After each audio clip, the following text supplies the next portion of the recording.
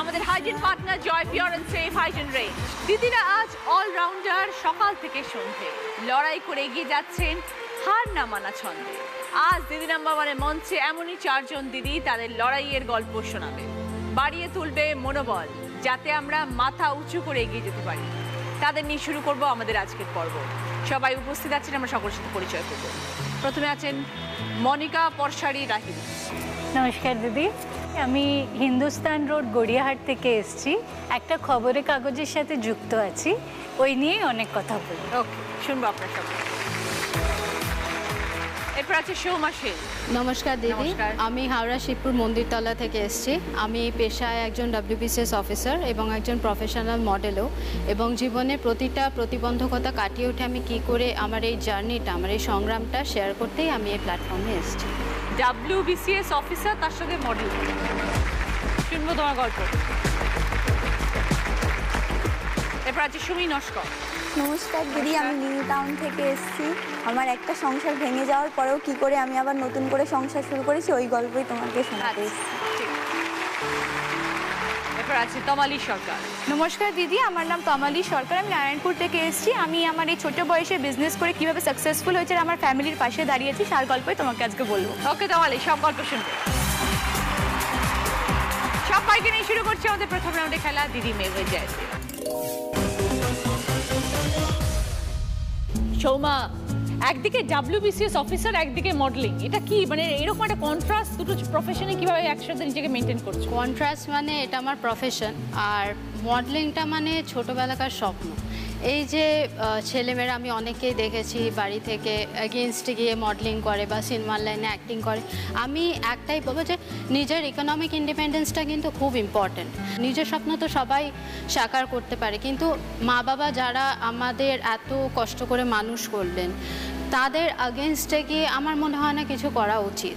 তো আগে তাদেরকে খুশি করলাম, আগে একটা প্রতিষ্ঠিত হলাম, তারপরে হ্যাঁ আমার ছোটোবেলাকার একদম সুস্মিতা সেনকে দেখে বড় হয়েছিলাম, তারপরে আমি মডেলিং লাইনে আসি। তো বাট হ্যাঁ, এটাও তার সাথে আমি অ্যাড করতে চাই, আমি হিয়ারিং ডিসেবলড।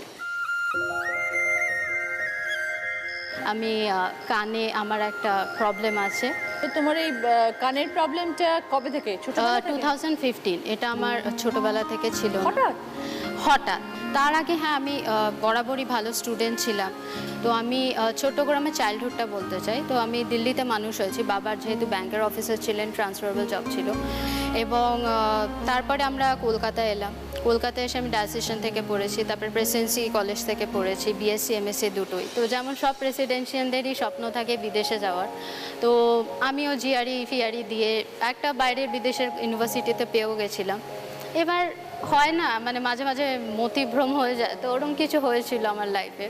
তারপর আমি ব্যাঙ্গালোরে যাই, ইন্ডিয়ান ইনস্টিটিউট অফ সায়েন্স। মানে বিশ্বাস করুন দিদি, ওখানে নোবেল লরিয়াস বা এরা ছাড়া ঢুকতে পর্যন্ত পারে না, এবং আমি ওখানে একটা ইন্টার্নশিপ নিয়ে ওই ভুলভাল সিদ্ধান্তের ফলে জীবনে ওটাকে ছেড়ে দিই। তখন মানে মেবি একটা কারণ যে আমি মা বাবার এগেনস্টে গিয়ে একটা কাজ করেছিলাম, যে PhD ছেড়ে আমি বিপ্রোতে একটা ইনস্ট্রাকশনাল ডিজাইনার, খুবই আমি কোনো জবকে ছোট করছি না দিদি, বাট আমার যেটা করার কথা সেটা না করে আমি এমন একটা জিনিস করছিলাম ভুল করে, যেটা আমার করার কোনো দিন উচিত ছিল না। তারপরে কি হলো, কিছু পার্সোনাল ইস্যুজের জন্য আমার ওই চাকরি থেকে আমাকে পিঙ্ক স্লিপ দেখানো হলো।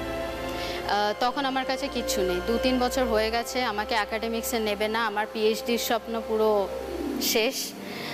আমি কলকাতায় ফিরে আসলাম 2013-তে, এবং 3-4 বছর, প্রায় 4-5 বছরের মতো হয়ে গেছে আমি পড়াশোনা থেকে পুরো অফ। এমন একটা টাইম ছিল দিদি, আমি রাস্তায় রাস্তায় আমার সিভিটা নিয়ে ঘুরতাম স্কুলে, যে প্লিজ আমার একটা টিচারের জব দেবেন, ইনক্লুডিং মাই স্কুল। এরকমও হয়েছে আমি পথে বসে কেঁদেছি, কিন্তু আমি কোনোদিনও ভাবিনি যে আমি কুইট করব। কুইট আমার ডিকশনারিতেই নেই।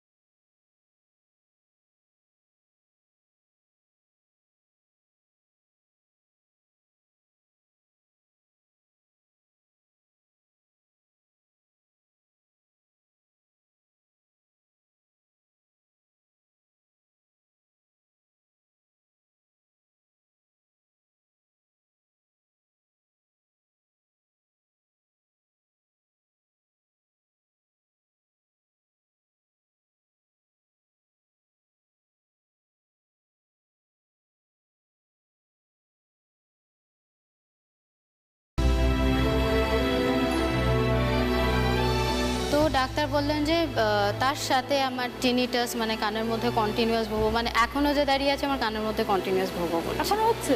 কন্টিনিউয়াস মানে ওটা নিয়েই সবসময় থাকতে হবে এরকম? কন্টিনিউয়াসলি। যখন বেশি স্ট্রেস হয়ে যায় তখন এই ভোগোটা মাথার থেকে চোখ থেকে পুরো একটা যেন একটা ব্যথার আবর্ত সৃষ্টি হয়, এবং আমার ভার্টিগো আছে, মানে এরকমও হয়েছে দিনের পর দিন আমি সকালবেলা মাথা তুলতে পারিনি বিছানা থেকে। তো ডাক্তার বললেন যে এরকম আছে, একটা হাসপাতালে ট্রিটমেন্ট চলতে শুরু করলো, অডিওগ্রাম, হিয়ারিং এজ, আমার এখনও হিয়ারিং এজ আছে। বাট দিদি ব্যাপারটা হলো যেহেতু কানে ভোগোটা আছে, আমি হিয়ারিং এজটা 2-3 ঘন্টার বেশি ইউজ করতে পারি না, কারণ খুব ব্যথা শুরু হয়ে যায়। হিয়ারিং এইড সেজন্য মানে ক্লিয়ার শোনার জন্য? হ্যাঁ, যাতে শুনতে পাই, এবং এটার কোনো ট্রিটমেন্ট নেই দিদি, কারণ এগুলো নার্ভসগুলো ডিস্ট্রয় হয়ে যাচ্ছে। তো মানে যতদিন শুনতে পাই আর কি, I will try to do better. মানে আমি না শুধু সিলিংয়ের দিকে তাকিয়ে বসে থাকতাম যে কেন হচ্ছে, কাঁদতেও পারতাম না, কাঁদলে বেশি স্ট্রেস হতো, ব্যথা শুরু হতো, কন্টিনিউয়াস পেইন হতো কানে? প্রচণ্ড পেইন হতো, এবং ফোনে কথা বলার মতো আমার অবস্থা ছিল না। দুর্গাপূজা আমার খুব ভাল লাগে, দুর্গাপুজোর ঢাক, মানে আমি যেমন ডগসরা ভেতরে বাড়িতে বসে থাকে না, কালী পটকা পাচ্ছে আমি বাড়িতে বসে আছি, বাইরে দুর্গাপুজোর ঢাক বাজে আমি বাড়িতে বসে আছি, মানে আমি পুরো সোশ্যালাইজ, মানে পুরো বাইরে যাওয়াটাই আমার বন্ধ হয়ে গেছিলো। আমি ভাবতাম করবোটা কি, মানে একটা জীবন মৃত্যু টাইপের ব্যাপার ছিল। কিন্তু আমি বললাম যে হ্যাঁ, আজকে যদি এই যে লোকে ডিপ্রেশনের কথা বলে, আমি একটা জিনিসই তাদের বলতে চাই, আমি যদি আজকে বেঁচে থাকি তাহলে তো আমি হ্যাপিনেসও পেতে পারি। So what I did is, আমি খুশিকে চুজ করলাম। 2015-তে আবার WBCS মিস দিতে গেলাম যে না, আমায় করতেই হবে। এবং আমি এখনও মনে আছে আমাদের first paper Bengali, second paper English. আমি ইংলিশ পরীক্ষা দিতে দিতে I lost my senses right in the examination hall. বাবা ছিলেন, গাড়ি করে বাড়ি নিয়ে এলেন, এবং পরের দিন আমার ঘুম ভাঙলো সকাল 9টায়। তখন পরের দিনের পরীক্ষা শুরু হয়ে গেছে। তখন না একটা নিজের মনের মধ্যে দ্বন্দ্ব হচ্ছিল, আমি কি করতে পারবো আর কি করতে পারবো না, এই জিনিসটাই আমার কাছে ক্লিয়ার ছিল না। আমি ভাবলাম আমার সাথে কেন এরকম বারে বারে হচ্ছে। 2016-তে আবার পরীক্ষা দিলাম। আমি পরীক্ষা দিয়ে আবার আরেকটা জিনিস দেখলাম, আমি লিখতে পারছি না, মানে আমার হাতের নার্ভসগুলো তখন প্রবলেম হচ্ছে। আমি ওখানে MCQ থাকে, গোল বাগাতে পারছি না, সাইন করতে পারছি না, মানে একবার সব নার্ভেরই প্রবলেম হয়ে যাচ্ছে। হ্যাঁ, মানে কেন হচ্ছে, আমি ভাবছি ভগবান আমার সাথে এগুলো কেন হচ্ছে। কিন্তু আমি মানে ডিসাইড করে ফেলেছিলাম আমি লড়বো, আমি কিছুতেই পেছনে তাকাবো না, আমি লড়বো এবং আমি এগুলোকে ওভারকাম করবো।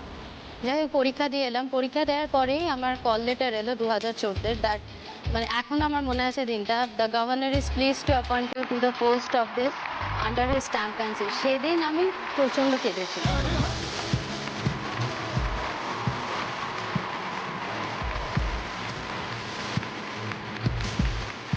যাই হোক জয়েন করলাম বনগা।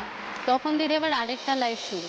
ওখানে যিনি SDO স্যার ছিলেন, উনি হয়তো কিছু দেখেছিলেন আমার মধ্যে, কি এই মেয়েটার থেকে হয়তো অনেক কিছু পাওয়া যাবে।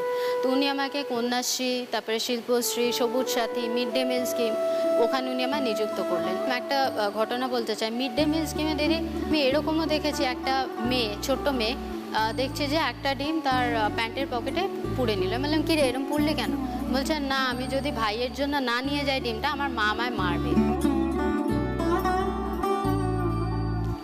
এতটা দরিদ্রতা মানে আমি কোনোদিন দেখিনি। তখন আমার যত রাজ্যের দুঃখ কষ্ট দিদি আমি সব ভুলে যেতাম। ওখানে এমন এমন মেয়ে আছে দিদি, 13-14 বছরে বিয়ে হয়ে যায়, 12-13 বছরে বিয়ে হয়ে যায়, 14 বছরে বাচ্চা হয়ে যায়।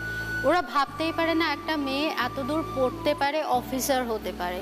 একজন বলেছিলেন মা তোমার মতো যেন আমার নাতিপুতিরা হয়। তখন আমি ওনাকে পায়ে ধরে নমস্কার করেছিলাম। কিন্তু ওরা খুব হ্যাপি। আমরা শহরেও থেকে ডিপ্রেশনে ভুগি, অনেক রকম কমপ্লেন করি, ওদের কাছে তো দিদি কিছুই নেই, মানে কিছুই নেই। এই জিনিসগুলোর শেষে আমি কেন খুশি হব না? তখন আমার এই জিনিসগুলো খুব ছোট মনে হতো। ধরো তুমি যে কাজগুলো করছো তার সাথে তোমার পরিশ্রম আছে, সারাদিনের একটা খাটনির ব্যাপার আছে, মাইন্ডের একটা ব্যাপার আছে, তার সাথে তোমার এই কানের প্রবলেম, তো তুমি কোপ আপ করতে কি করে, মানে তোমার তখন এই প্রবলেমগুলো হতো না, শরীর খারাপ প্রচণ্ড লাগা বা problem মাথায় হয় ব্যথা দিদি। করা? আমি না মনে করি আমাদের সব কিছু মাইন্ড কন্ট্রোল করে। আমি 2015-তে আমার যে অবস্থাটা ছিল, আমি কোনোদিন ভাবিনি আমি বাড়ি থেকে বার হতে পারবো। আমি ভাবতাম মৃত্যুই হয়তো একমাত্র পথ, কিন্তু দেখলাম সেটা না। নিজে খুশি থাকলে সব কিছু ভালো থাকা যায়। এবং এই যে লোকে ডিপ্রেশনে ভোগে, আমার মনে হয় হয়তো এটা খুব কঠোর বাস্তব কথা, লোকে হয়তো চায় না খুশি হতে। আমার মনে হচ্ছে কেউ যদি চায় খুশি হতে তাহলে সে নিশ্চয়ই খুশি হবে। আমার থেকেও হয়তো অনেকে অনেক কিছু প্রবলেমের মধ্যে আছে, তো তারাও তো খুশি, তাহলে আমি কেন খুশি হব না? তো এই ডক্টর যে তোমাকে বলেছেন যে ধীরে ধীরে তোমার হিয়ারিং আরো লস হবে, তো এটার মানে এন্ডটা কি হবে? হয়তো দিদি আমি পুরোটাই সবকিছুই লস হয়ে কোনো যেতে পারে। মেডিসিন নেই, কোনো ড্রপ টপ না, কিছু নেই? মানে মেডিসিন দিদি একমাত্র পৃথিবী এত এগিয়ে যাচ্ছে, আমরা এত অ্যাডভান্স সবাই বলি। আমি জাস্ট মেনে নিয়েছি এবং আমি ওটা নিয়ে দিদি ভাবতেই চাই না। আমার হাতের যেটা প্রবলেম আছে, তারপরে আমি ধরা পড়লে ওটা হলো ডিসগ্রাফিয়া। আমি সেটাকে একটা খুব ইন্ট্রিকেট আর্ট আছে, ওটা করে আমি সেটাকে আবার কাটিয়ে উঠতে পেরেছি। এখন দিদি লিখতে পারি, আমি সাইন ফাইন সবই করতে পারি। আমি খুশি আছি এবং খুশি থাকতে চাই দিদি। তারপরে আমি ফাইনালি দেখলাম যে না, আমার যেটা স্বপ্ন ছিল মডেলিং, আমি ওটা করতে চাই। তো দিদি ওই একজন WBCS অফিসার কেন র্যাম্পে হাঁটতে পারবে না, আমি সেটা করেছি। যেদিন প্রথম র্যাম্প ওয়াক করেছিলাম আমার খুব ভালো লেগেছিল, বা ধরুন যখন আমি ক্যামেরাটা দেখি তখন আমার মনে হয় একটা অন্য জগতে চলে যায়। যখন আমি এই গ্রামের লোকগুলোর সাথে থাকি আমি একদম ওদের নতুন ম্যাডাম হয়েই থাকি। আবার যখন ক্যামেরার সামনে দাঁড়াই দিদি তখন আমার মনে হয় আমি একটা নিজের একটা মন গড়া স্বপ্নের জগতে চলে যাই। সবটাই মাইন্ডে, সব কিছু মাইন্ডে দিদি। এবং লোকে যখন বলে ইউ ইন্সপায়ার আস, ওই কথাগুলো দেখে আমি লোককে বলতে চাই নো, ইউ ইন্সপায়ার মি। এই কথাগুলো আমাকে খুব ইন্সপায়ার করে দিদি। আজকে দিদি নাম্বার ওয়ানের মঞ্চে সৌম্য আমাদের ইন্সপায়ার করলো।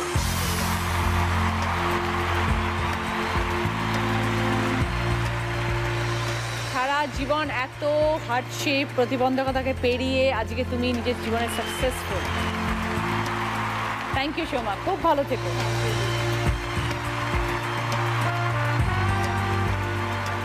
এবার দেখবো সকলের জন্য কি খেলা আছে। খেলাটা একটু বুঝিয়ে দিই। দেখো এখানে অনেক স্মাইলি বলস আছে, আর ওখানে 5টা বটল রাখা রয়েছে। স্ট্যান্ডিং মার্কে দাঁড়াবে, স্মাইলি বলগুলো দিয়ে মেরে বটলগুলোকে ফেলতে হবে। টাইম 1 মিনিট, 1 মিনিটের মধ্যে 5টা বল ফেলতে হবে। এবার খেলতে আসছে সৌম্য।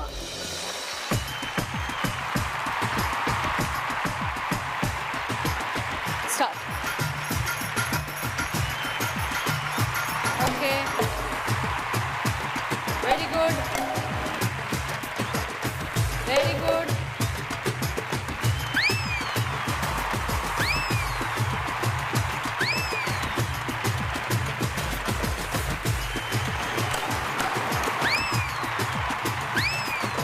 হবে হবে হবে, চলো কমান।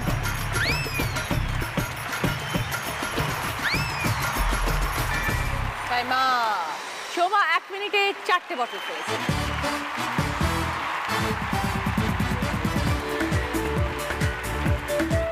কথা বলি মনিকা পরশ্বরী লাহিড়ীর সাথে। নন বেঙ্গলি, বিয়ে বাঙালি পরিবারে, ইয়েস। এই বিষয়টা কিভাবে হলো সেটা আগে শুনি। একটা কোম্পানিতে মাল্টিন্যাশনালে আমি কাজ করতাম, উনি পরবর্তীকালে জয়েন করলেন। তো যা হয় আর কি, সেই থেকেই পরিচয়। বন্ধুত্ব, পরিচয়, ভালো লাগা। কতদিন হলো বিয়ে হয়েছে? অনেক অনেক বছর। অনেক বছর। আমার ছেলে মেয়ে আছে অনেক বড়। তো বাঙালি পরিবারে বউ হয়ে কেমন লাগলো এতগুলো খুব বছর? খুব ভালো। একটু ডিফিকাল্টি প্রথমে হয়েছিল, মজার কথা বলি। যেরকম মাছ, বেঙ্গলি ফ্যামিলি মানে মাছ তো হতেই হবে। এখন তুমি মাছ, veg? আমি পিওর ভেজ, ইউপি ব্রাহ্মণ, ডিমও ঢোকেনি কখনো বাড়িতে, এরকম অবস্থা। অবশ্য খেতাম, বন্ধু বান্ধব যেহেতু বাঙালি ছিল ওদের বাড়িতে গিয়ে কিছু কিছু খেতাম। ইটস নট কি একদমই কিছু খাইনি কখনো। তো আমার শাশুড়ি মা মাছ দিয়েছেন, মাছ তো খাবো, খুব ভালোবাসি মাছ খেতে, কিন্তু কাটা তো বাঁচতে পারি না। তো কিছুটা হাজবেন্ড কখনো বেছে দিতেন, কখনো শাশুড়ি মা বেছে দিতেন। কিন্তু সবথেকে বড় প্রবলেম হয়েছিল গোটা ফিশ যেটা, ওটা যেন দেখলেই মনে হতো মাছটা না আমার দিকে তাকিয়ে আছে, চোখগুলো আমাকে দেখছে, বলছি ডোন্ট ইট মি। এটা ওয়াজ একটু কালচার ডিফারেন্স তো হয়, কিন্তু যেখানে ভালোবাসা থাকে সেখানে মানিয়ে নিতে কোনো অসুবিধে নেই। তো একটা পত্রিকায় তুমি কাজ করো, ইটস কাজটা কি তোমার national English daily news paper. আমাদের হেড অফিস দিল্লিতে আছে। এখানে স্ট্যাবলিশ করার জন্য আমাকে স্পেশালি আমার বস বেছে নিয়েছিলেন। ইট ওয়াজ এ চ্যালেঞ্জ, কেন কি এত স্ট্যাবলিশড ব্র্যান্ড অলরেডি এখানে আছে। ওখানে it's going to be almost 4 to 5 years এখানে। এখন স্ট্যাবলিশ করতে পেরেছি, এখন পিপল নো আস। সবটাই তোমার হাত ধরে শুরু হলো, একদম বিগিনিং থেকে তুমি আছো। আমার বস উনি দিল্লি থেকে মনিটর করেন সব কিছুই। তো জার্নালিজম নিয়ে পড়াশোনা? জার্নালিজম পড়িনি দিদি, পড়েছিলাম actually my mother was a designer. ও তো হয় না যে মাদেরকে দেখে মেয়েরা শেখে, so I always wanted to be a designer. তো আমি টেক্সটাইল নিয়ে পড়াশোনা করেছি। তো কাজ ছাড়া যখন কাজ করো না তখন কিভাবে সময় কাটাও? একটা খুব ভেতর থেকে ইচ্ছে হয় লোকজনকে হেল্প করা, লাইক উইমেন এম্পাওয়ারমেন্ট নিয়ে একটু কাজ করি খুব গ্রাসরুট লেভেলে। তো গ্রাসরুট লেভেল ধরো যেরকম পাড়ায় পাড়ায় গিয়ে একটা শো করলাম, টু গিভ ওই যে হাউস ওয়াইফগুলো যাদের বাউন্ডারি সো স্মল, ওদেরকে একটু এক্সপোজার দেওয়া আর একটু সেলফ কনফিডেন্সটা গ্রো করা, that is the main cause. আর যারা ডিস্ট্রেসের মধ্যে আছে জেনারেলি, ওদেরকে একটু কাউন্সেলিং করা। আর সেকেন্ড হচ্ছে ড্রাগ অ্যাডিক্ট বাচ্চাদের জন্যে একটা এনজিওর সাথে যুক্ত আছি। ওখানে গিয়েছিলাম একটা ভিজিট করতে, আমার একটা বন্ধু ওখানে রান করে। ওখানে একটা বাচ্চা এসে বলল, নাম বলছি না, একটা অ্যাডহেসিভ খায়, এতই গরিব তাহলে খিদে পায় না দিদি।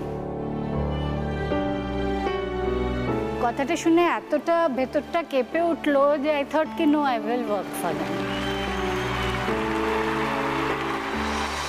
তাহলে এতগুলো বছরে নিজেকে কি বলবে, বাঙালি বলবে এখন? হ্যাঁ, অ্যাবসলিউটলি।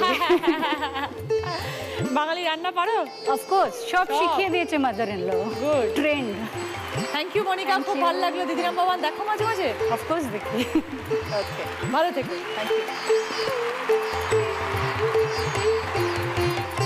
এবার খেলতে আসছে মনিকা দি।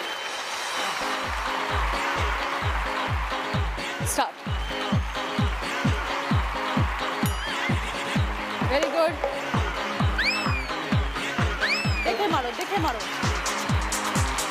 Very good, very good, very good.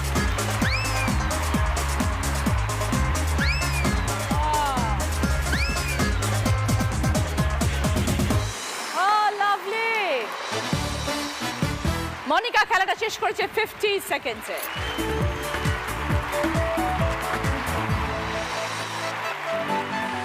তাওয়ালি, online business আছে? হ্যাঁ দি, ছোটবেলা থেকে আমি কোনো সময় থেমে থাকতে শিখিনি, মানে আমার জন্য always sky is the limit, এটা ভেবেই আমি চলেছি। আমি স্কুলে আগাগোড়াই একদম ফার্স্ট আসতাম, বোর্ডসেও আমি আমার স্কুল থেকে আইএসসি বোর্ড ছিল আমার, আমি হাইয়েস্ট রেজাল্ট করে ওই থেমে থাকতে পারবো না বলেই ইচ্ছে ছিল যে করবো তো বেস্টটাই করব। তো Goenka college of commerce and business অ্যাডমিনিস্ট্রেশনে আমি অ্যাকাউন্টেন্সি অনার্স নিয়ে ভর্তি হই। সেখানেও এবার পড়াশোনা করছি, পড়াশোনা করতে করতে মাঝখানে ডান্সও শিখেছি, ডান্সটাও মোনোটোনাস লেগেছিল বলে সিনথেসাইজার শিখেছি, মোনোটোনাস লেগে মানে আমার জীবনে চেঞ্জ খুব, মানে আমার জিনিসগুলো না খুব একঘেয়েমি হয়ে যায়, তো আমার মনে একটু চেঞ্জ হলে ভালো, একটু চেঞ্জ হলে ভালো। তো কি করলাম, নিজের কিছু পকেট মানি আর সেভিংস দিয়ে জুয়েলারি বিজনেস স্টার্ট করলাম। আমি স্টার্ট করি যে ইয়ারে, তখন যে ইয়ারে মার্চ এপ্রিল অ্যারাউন্ড আমি জুয়েলারি বিজনেস স্টার্ট করি, সেই বছর পুজোতেই নিজের পেরেন্টসকে আমি 32,000 রুপিজে টিভি গিফট করতে পেরেছিলাম, আর 20,000 টাকা দিয়ে পুরো বাড়ির সবাইকে শপিং করেছিলাম নিজের আর্ন মানি থেকে, মানে কারোর কাছ থেকে না। এবার দেখছি সবাই আস্তে আস্তে জুয়েলারি বিজনেস করছে, বিকজ জুয়েলারি বিজনেস এমন একটা বিজনেস স্মল ইনভেস্টমেন্টে করা যায়। তো আমি ভাবলাম এটা তো আর ভালো লাগছে না, এটা তো সবাই করছে, এবার অন্য কিছু একটা করতে হবে। তো একটু রিসার্চ করলাম, খোঁজ নিলাম, নিয়ে নেক্সট ইয়ারই আমি শুরু করি আমার নিজের ওয়েস্টার্ন গার্মেন্টসের বিজনেস। ওয়েস্টার্ন গার্মেন্টসের বিজনেসের নাম দিলাম সেনোরিতা বমস। তো আমি দেখলাম যে ওয়েস্টার্ন গার্মেন্টস যারাই দেখায় তারা লোকাল জিনিসটা বেশি দেখায়। আমার রিসার্চ করে একজনের সঙ্গে কন্ট্যাক্ট হলো যে ফরেন থেকে জিনিস আনতো, আর আমি আমার কাছ থেকে অনলাইন থ্রুতে আমি সেল করতাম। যে এবার সবাই অনলাইন বিজনেস করছে, একটা মোনোটোনাস ব্যাপার, সেটাও আমি ডিসাইড করলাম যে ঠিক আছে, ওয়েস্টার্ন ড্রেস যখন করবো, সেনোরিতা বমস যখন নাম দিয়েছি, তো নিজেকেও সেনোরিতা করে ফেলতে হবে। তো আমি কি করলাম, আমি একটা নতুন ওয়ে অফ লাইফ শুরু করলাম। সেটা হচ্ছে যে ড্রেসগুলো আমি সেল করি, যে প্রোডাক্টসগুলো আমি সেল করি, সেগুলো আমি নিজে পরে পরে শো করি। তো এইভাবে যখন শুরু করেছিলাম তখন 20 ভিউয়ার্স, 50 ভিউয়ার্স এরকমভাবে চলতো। এখন আমি রিসেন্টলি পুরো ফেসবুক ওয়ার্ল্ডে একটা অ্যাচিভমেন্ট করেছি যে আমার লাইভে ফার্স্ট 2700 মানে 2.7K ভিউয়ার্স কনস্ট্যান্ট আমার লাইভ দেখে এখন। তার মধ্যে একটা ছোট কথা বলি, যে এখন যে আমি এই বিজনেসটা করছি সেটার থ্রুতে আমি ভীষণ লাক্সুরিয়াস লাইফ ডিল করতে পছন্দ করি। যে যেটা হবে আমার যা মনে হবে আমি কিনবো, আমাকে কারোর কাছে না হাত পাততে না হয়, এটাই আমার হচ্ছে বিজনেস করার মেন ইচ্ছে। তো এরকম একটা ব্যাপার। তো এখন রিসেন্টলি আমি আমার ভাইকে পুরো ফ্যামিলিকে একটা সুইমিং পুল গিফট করেছি। আমাদের ছাদে একটা সুইমিং পুল কিনেছি, সেখানে আমরা এখন রোজ চিল করছি। এই গরমে তো ভীষণ মজা লাগছে, প্লাস এই লকডাউনে। তার সাথে সাথে ভাড়া বাড়িতে থেকে আমরা যে বাড়িটা এখন থাকছি, সেই বাড়িটা বাবাকে বিল্ড করতে হয়েছিল। তখন জাস্ট ভাড়া বাড়িতে রয়েছি, বাড়িটা হয়েছে, বাড়িতে চলে এসেছি। কিছু ঘর ডেকোরেট করার সময় পাইনি, হয়ে ওঠেনি তখন। সেটা তুমি এখন করে সেটা আমি এখন করছি। আমি 80,000 রুপিস ইনভেস্ট করেছি। আমার বাড়িতে এখন পুরো ঘর রেনোভেশন চলছে, রুম পুরো রেনোভেশন চলছে। আমি ভীষণ প্রাউড নিজের উপর যে আমি আমার বাবা মাকে এটা গিফট করতে পেরেছি। Just 22 years old. বাবা মা এখন হ্যাপি? বাবা মা ভীষণ হ্যাপি, বাট এটা লিমিট না। আমি চাই যে আমি আরো অনেক এগিয়ে যাব। আর আমার আমার বাবা মার যদি কোনো ইচ্ছা থাকে, বা আমার ভাইয়ের যদি কোনো ইচ্ছা থাকে, আমাকে আমার ফিউচারে যে হাজবেন্ড হবে তাকে জিজ্ঞেস না করে, বা আমার বাবা মাকেও জিজ্ঞেস না করে, আমি যেন নিজের থেকে তাদেরকে সেগুলো প্রোভাইড করতে পারি তাদের বলার আগে, যেটা সবসময় বাবা ছোটবেলা দিয়ে করেছে। All the best Tamali. Thank you so much. এসো তামালি।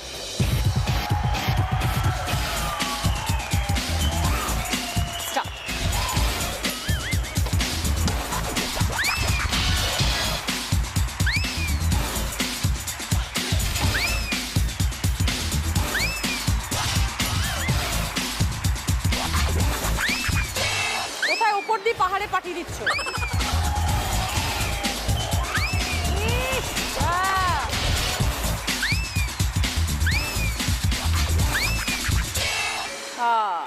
ওকে, তামালি 4টে বটল ফেলতে পেরেছে 1 মিনিটে। সুমি, নিজের সংসার ভেঙে যাওয়ার পরে আরো একটি সংসার গড়ে তুলেছো। হ্যাঁ কি দিদি, হয়েছিল? আমরা 3 ভাই বোন বাড়িতে। আমার একটা ছোট বোন আছে, আমার দাদা। আমার বাবা মা এখানে থাকতো না, বাবা মা শিলিগুড়িতে থাকতো। তা আমি এখানে মাসি বাড়িতেই বড় হয়েছি। তারপরে মাসি বাড়িতে একটু বড় হওয়ার পরে মাসিমণি বাবাকে বলল যে তোমার মেয়েকে এখন বিয়ে দিয়ে দাও, কতদিন এভাবে থাকবে কতদিন। বাবাকে বুঝিয়েছে আর কি, মাসিমণি বুঝিয়েছে যে না, ছেলেটা ভালো থাকবে ও ওখানে। আর বাবাও ভেবেছে হয়তো যে মেয়ে ভালো থাকবে, তো সেই ভেবেই যেমন দেখে শুনে বিয়ে হয়। আমি একদমই রাজি ছিলাম না, আমি অনেকটাই ছোট ছিলাম। তা বাবা মার কথা মতো বিয়ে করলাম। প্রথম ভালোই চলছিল, কিছুদিন পরে তারপরে একটু দাবি দেওয়া, ফার্স্টে কিছু চাইলো, তার কয়েকদিন যেতে না যেতেই আবার একটা, তা এরকম চলতেই ছিল। দিন টাকা পয়সা, একবার বাইক, একবার টিভি। এবার বাবার যতদূর সম্ভব বাবা দিয়েছে। তারপরে যখন দিতে পারছে না, তখন অনেক রকমের কথা শুনতে হচ্ছে আমাকে। শুধু যে শারীরিক টর্চারটাই সব, ওটা নয় দিদি, মানসিক টর্চারটাও অনেক বড় না। তো এমন কথা শুনতে হতো আমাকে মাঝে মাঝে, যখন আর ইচ্ছে করতো না যে বাঁচি এরকম। তা আমি ওখান থেকে বেরিয়ে আসার চেষ্টা করেছি, যখন ওরা কেউ সেইভাবে বাধা দেয়নি আমাকে।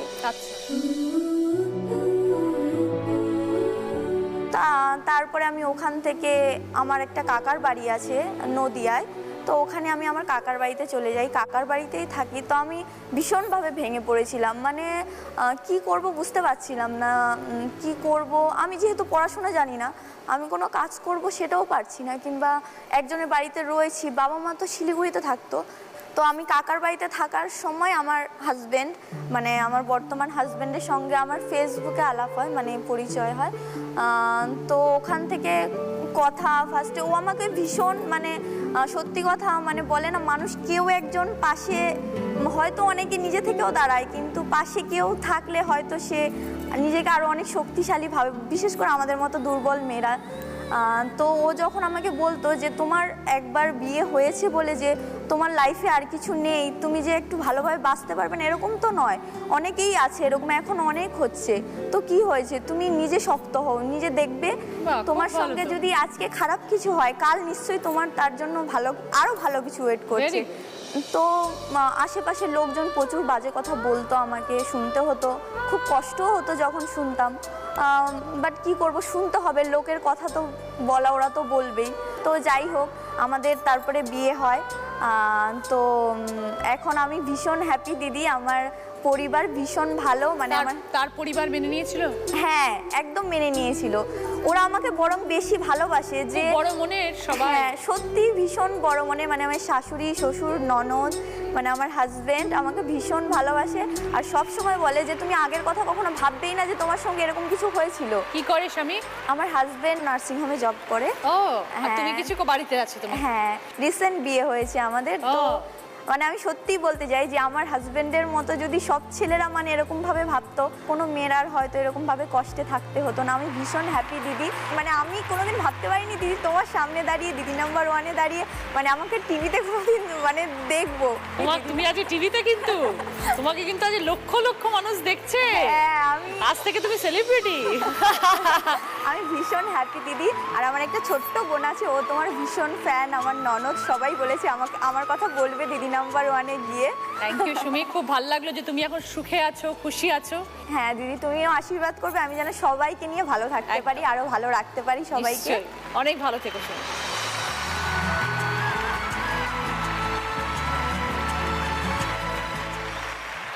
সুমি এসো।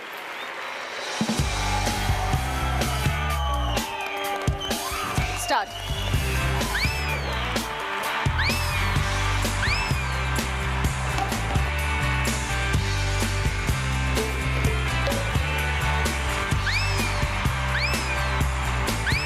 आराम से धीरे धीरे करो। हाँ, टेक टाइम। हाँ, गुड। সুমি 5টা বটল ফেলেছে 39 সেকেন্ডসে। ফার্স্ট রাউন্ডে খেলা শেষ, দেখবো এবার স্কোর। এই রাউন্ডে ফার্স্ট পজিশনে আছে সুমি 20 পয়েন্টস, সেকেন্ড পজিশনে আছে মনিকা 15 পয়েন্টস, থার্ড পজিশনে আছে দুজন, সৌমা এবং তমালি, দুজনেই 10 পয়েন্টস। গিফট আছে হচ্ছে বেতের লন্ড্রি ব্যাগ, পুষ্পা ফার্নিচার তরফ থেকে ড্রেসিং টেবিল, পুষ্পা ফার্নিচার যত্নে থাকুক সবকিছু, ওয়াটার ফিল্টার, বেতের চেয়ারের সেট এবং বারবিকিউ গ্রিল। সুমি যাও। সুমির পছন্দ বেতের চেয়ারের সেট। মনিকা যাও। মনিকার পছন্দ বারবিকিউ গ্রিল। সোমা যাও। সোমার পছন্দ পুষ্পা ফার্নিচার তরফ থেকে ড্রেসিং টেবিল। তমালি যাও। তমালি পছন্দ লন্ড্রি ব্যাগ। সকলের জন্য ভদ্রেশ্বর লাল বাবা রাইসের তরফ থেকে মিনিকেট চাল।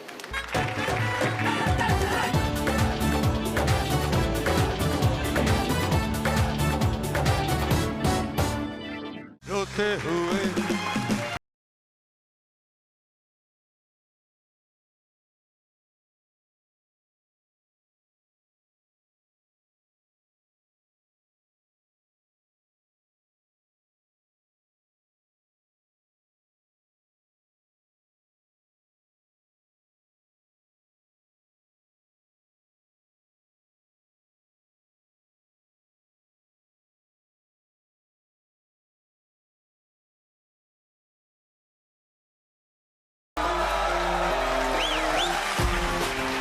অনেক পরিবর্তন, দাড়ি রেখেছো, চুলটা পাল্টে গেছে, পেটটা মানে হেঁটে বেরিয়ে যাবে। লকডাউনে খাওয়াটা যে কত লেভেলে হয়েছে সেটা সিধুকে দেখে বোঝা যায়। না, আসলে দুটো কাজ নিয়ে ভীষণ ব্যস্ত ছিলাম পুরো কিরকম? লকডাউনটা, খাওয়া আর শোয়া।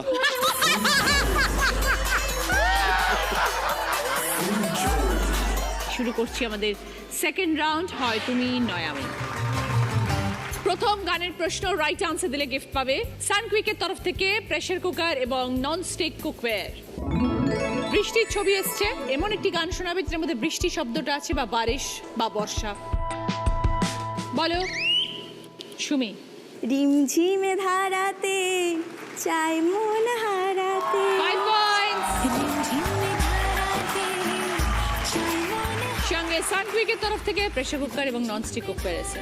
দ্বিতীয় গানের প্রশ্ন সঠিক উত্তর দিলে গিফট পাবে সিটি গোল্ডের তরফ থেকে গোল্ড প্লেটেড জুয়েলারি সেট।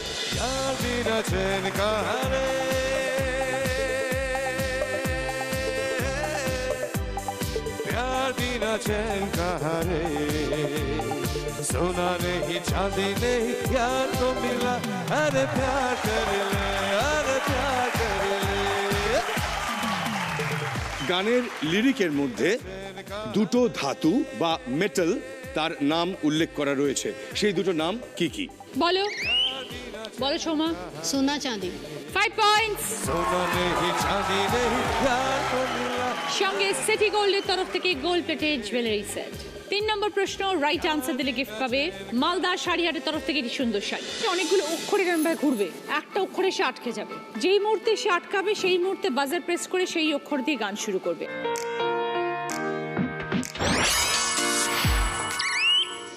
বলো সুমি। सातों जन्म में तेरे साथ रहूंगा यार। 5 পয়েন্টস। সঙ্গে মালদা শাড়িহাটের তরফ থেকে একটি সুন্দর শাড়ি। 4 নম্বর প্রশ্ন রাইট আনসার দিলে গিফট পাবে মশলাদানি। रंग भरे बादल से तेरे नैनों की काजल से, रंग भरे बादल से तेरे नैनों की काजल से, मैंने इस दिल पे लिख दिया तेरा नाम, चांदनी ओ मेरी चांदनी। গানটার লিরিক্সের মধ্যে মহিলাদের প্রসাধনের একটি সামগ্রীর নাম মেনশন করা রয়েছে, কি সেই প্রসাধনের সামগ্রী? বলো বলো। কাজল। 5 পয়েন্টস। সঙ্গে মশলাদানি। শেষ প্রশ্ন রাইট আনসার দিলে গিফট পাবে ডাটা স্পাইসেস এর তরফ থেকে গিফট হ্যাম্পার। 3 জন নায়কের ছবি টিভি স্ক্রিনে ঘুরবে, একজন নায়কের ছবিতে এসে আটকে যাবে, আমি বলবো না, সঙ্গে সঙ্গে বাজার প্রেস করে সেই নায়কের গান গাইবে।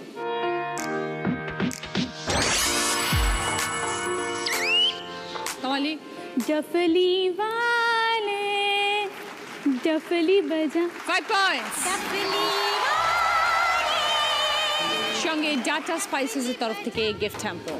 থাকে যদি ডাটা জমে যাবে রান্নাটা। बचना ए हसीनो लो मैं आ गया, हुस्न का आशिक हुस्न का दुश्मन, अपनी अदा है यारों से जुदा। बचना ए हसीनो लो मैं आ गया, हुस्न का आशिक हुस्न का दुश्मन, अपनी अदा है यारों से जुदा। শুরু করবো আমাদের থার্ড রাউন্ড, কার দৌড় কত দূর। আজকের আমাদের স্পেশাল গেস্ট জাগৃতি। অভিনয় রাউন্ড, একটা টপিকের উপরে জাগৃতির সামনে গিয়ে অভিনয় করবে, আমি বলবো, তারপরে বাজার প্রেস করে উত্তর দেবে কি অভিনয় করেও দেখালো। যদি পারো 5 পয়েন্টস, না হলে প্রশ্নটা বাকি 3 জনের কাছে পাস হয়ে যাবে, কোনো নেগেটিভ মার্কিং নেই। ফার্স্ট টপিক, ছোটবেলাকার ছড়া বা গান।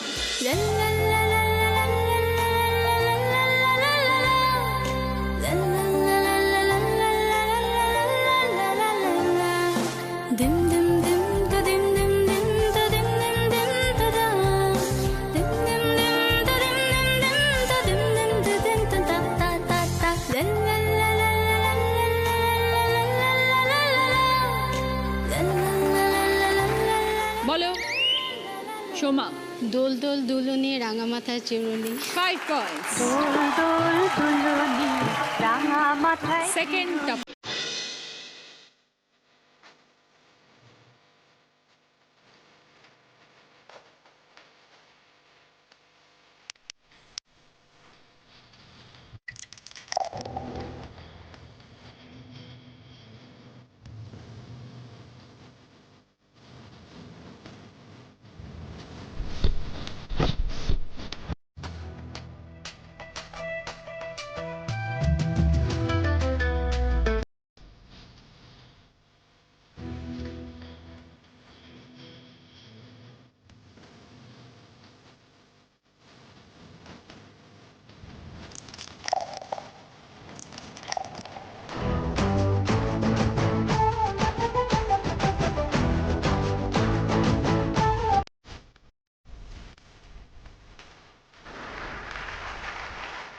বলো তমালি।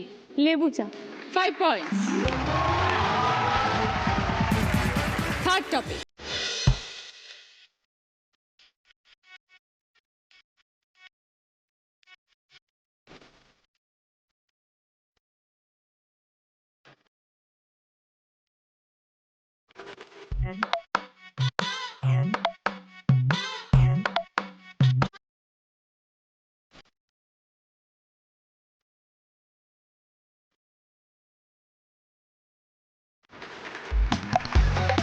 বলো বলো তমালি। Musical chair.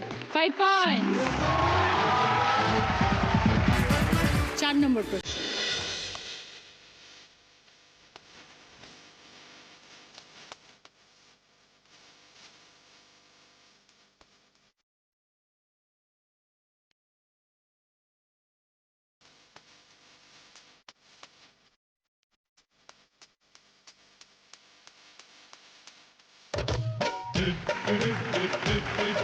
বলো সোমা। সূর্যমুখী ফুল। 5 points. 5 নম্বর টপিক। কাকে দেখাচ্ছে দেখো।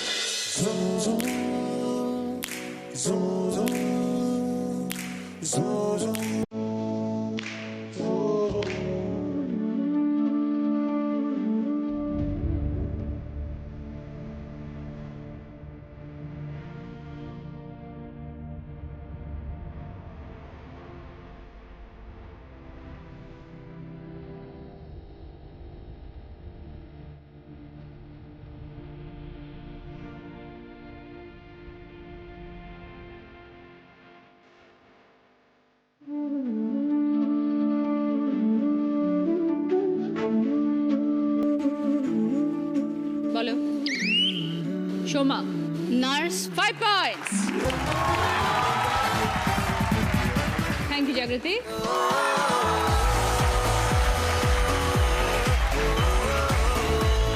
এই রাউন্ডে ফার্স্ট পজিশন আছে সোমা 15 points. সেকেন্ড পজিশনে তমালি 10 points.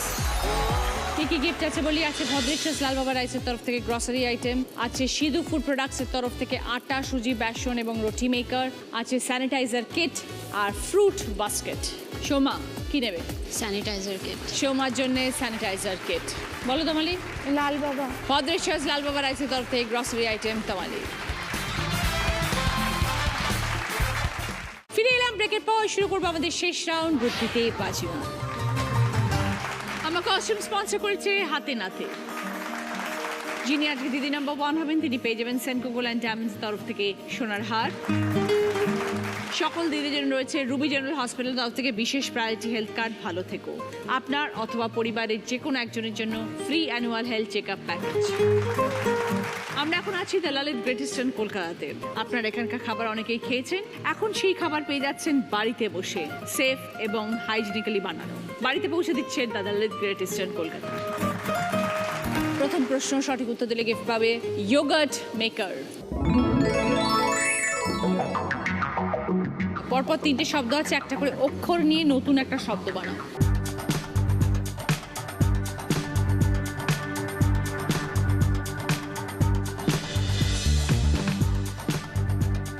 এবার বলো তমালি। আকাশ। বোঝাও। আলনার আ, কার্পেটের কা, শশার শ। 20 points. সঙ্গে ইয়োগার্ট মেকার। দ্বিতীয় প্রশ্ন সঠিক উত্তর দিলে গিফট পাবে স্টিম কুকার। তোমার একমাত্র মেসোমশাই, তার শাশুড়ি, তার একমাত্র ছেলে তোমার কে?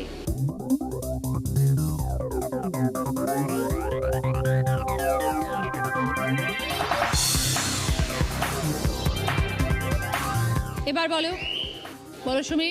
আমার মামা। বোঝাও। আমার মেসোমশাই মানে আমার মাসির বর, তার শাশুড়ি আমার দিদা, আর তার একমাত্র ছেলে আমার মামা। 20 points. সঙ্গে স্টিম কুকার। 3 নম্বর প্রশ্ন রাইট আনসার দিলে গিফট পাবে উপাসনা মাস্টার অয়েলের তরফ থেকে 4.1 অডিও স্পিকার এবং গিফট হ্যাম্পার। গাছে তুলে কেড়ে নেওয়া, কথায় যা পেলাম, সাপ লুটোতে দারুণ দান, উপরে উঠে গেলাম।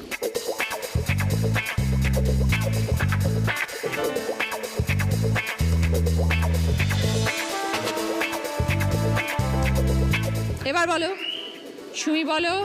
মই, গাছে তুলে মই কেড়ে নেওয়া, আর সাপ লুডোতে মই থাকে। 20 পয়েন্টস। সঙ্গে উপাসনা মাস্টারের তরফ থেকে 4.1 অডিও স্পিকার এবং গিফট হ্যাম্পার। 4 নম্বর প্রশ্ন সঠিক উত্তরে গিফট পাবে গার্মেন্ট স্টিমার।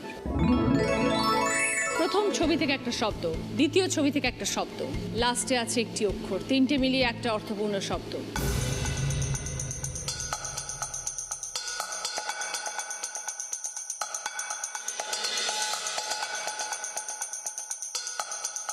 এবার বলো,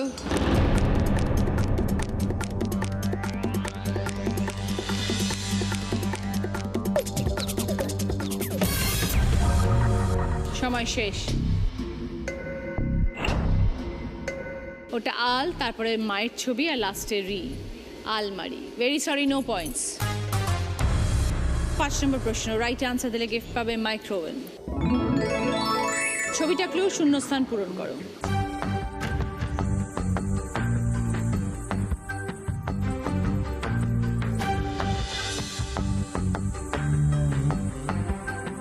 এবার বলো সোমা। চোখ ছানা বড়া। সোমা বলছে চোখ ছানা বড়া, যদি সঠিক হয় তবে 30 পয়েন্টস।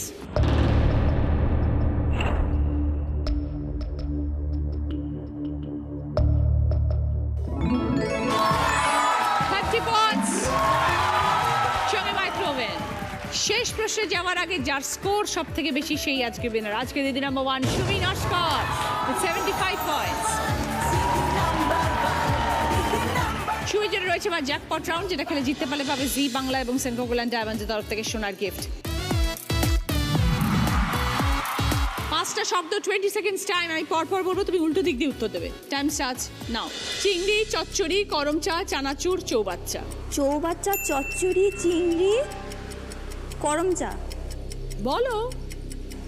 চৌবাচ্চা, চিংড়ি, চচ্চড়ি, করমচা, গুলি আছে। চৌবাচ্চা, চানাচুর, করমচা, চচ্চড়ি, লাস্টে চিংড়ি। এটা মেমেন্টো কামালের। সোমা, এটা তোমার। এটা মনিকাদের। উইনারের ট্রফি সুমির। দিদি নাম্বার 1-এর ব্যাজ, দিদি নাম্বার 1-এর স্যাশ, সেনকো গোল্ড ডায়মন্ডসের তরফ থেকে সোনার হার। রুবি জেনারেল হসপিটাল তরফ থেকে সকলের জন্য বিশেষ প্রায়োরিটি হেলথ কার্ড। ভালো থেকো। আপনার অথবা পরিবারের যে কোনো একজনের জন্য free annual health check up package.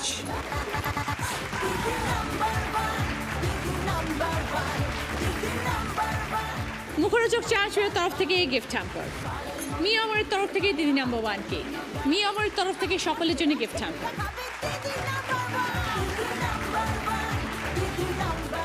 আশা করি আমাদের এই পর্ব আপনাদের ভালো লেগেছে। ভালো থাকুন, সুস্থ থাকুন। আগামীকাল দেখা হচ্ছে। নমস্কার।